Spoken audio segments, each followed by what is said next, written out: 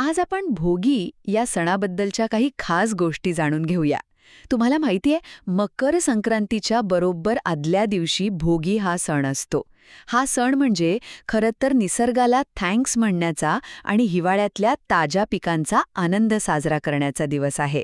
बरं, भोगीला खऱ्या अर्थाने समजून घ्यायचं असेल तर 3 गोष्टी खूप महत्त्वाच्या आहेत. पहिलं म्हणजे भोगीचं खास जेवण. अहो, हे साधंसुधं जेवण नाहीये. या दिवशी खेंगट नावाची एक स्पेशल भाजी बनवली जाते.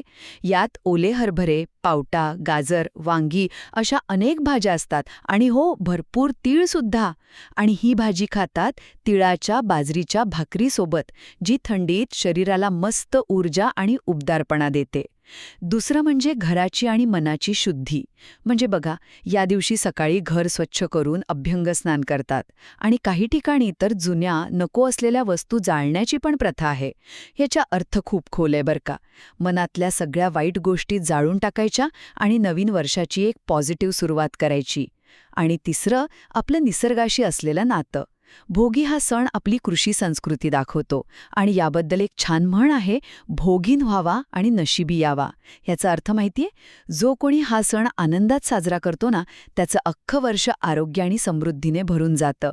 थोडक्यात सांगायचं तर भोगी म्हणजे निसर्गाच्या देणगीचा सन्मान आणि एका नव्या सकारात्मक सुरुवातीचा उत्सव.